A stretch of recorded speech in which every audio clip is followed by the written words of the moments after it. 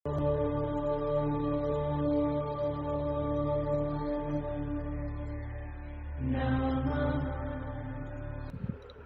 संहिता के प्रथम खंड के 15वें अध्याय में आज हम सृष्टि का वर्णन सुनेंगे।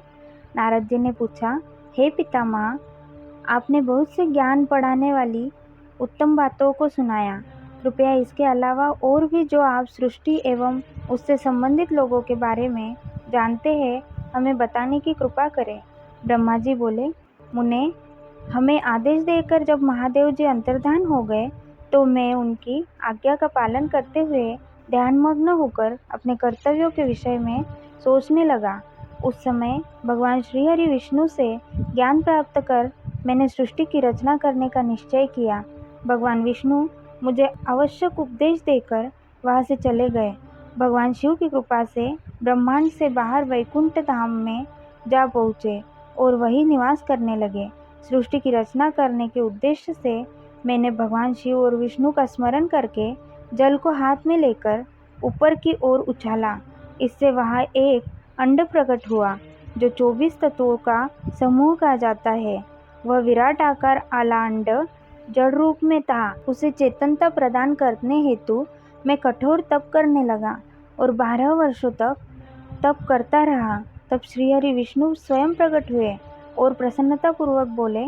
श्री विष्णु ने कहा, ब्रह्मन, मैं तुम पर प्रसन्न हूँ। जो इच्छा हो वह वर मांग लो। भगवान शिव की कृपा से मैं सब कुछ देने में समर्थ हूँ। ब्रह्मा बोले, महाभाग, आपने मुझ पर बड़ी कृपा की है। भगवान शंकर ने मुझे आपके हाथों में सौंप दिया है। आपको मैं नमस्कार करता हूँ। कृपा कर इस विराट 24 तत्वों से बने अंड को चेतना प्रदान कीजिए। मैंने ऐसा कहने पर श्री विष्णु ने अनंत रूप धारण कर अंड में प्रवेश किया। उस समय उनके सहस्त्रों मस्तक, सहस्त्र आँखें और सहस्त्र पैर थे।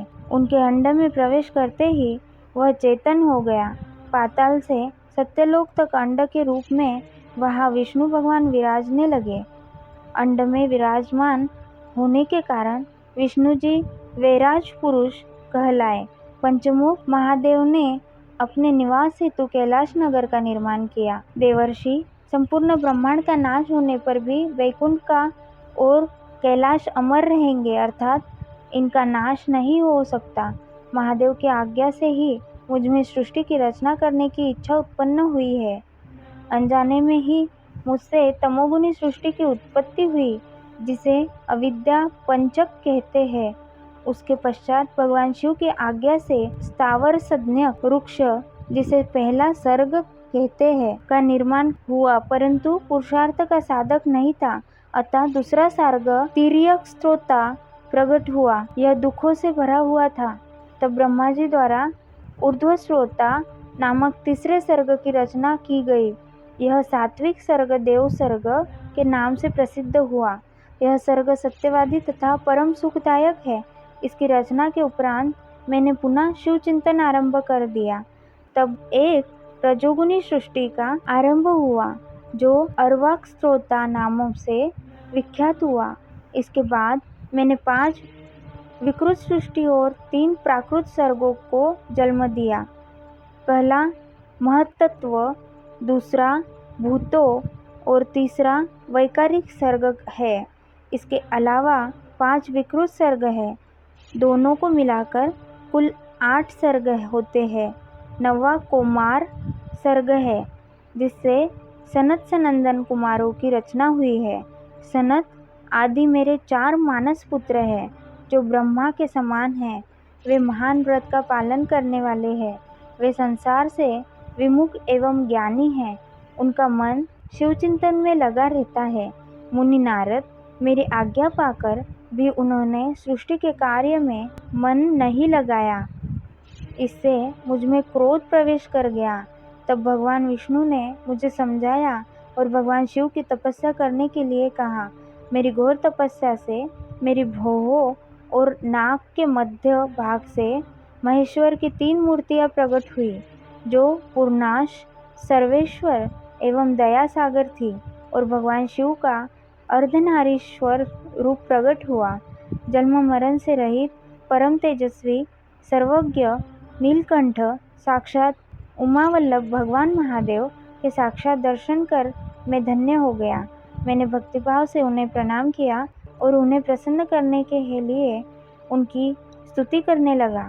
तब मैंने उनसे जीवों की रचना करने की प्रार्थना की।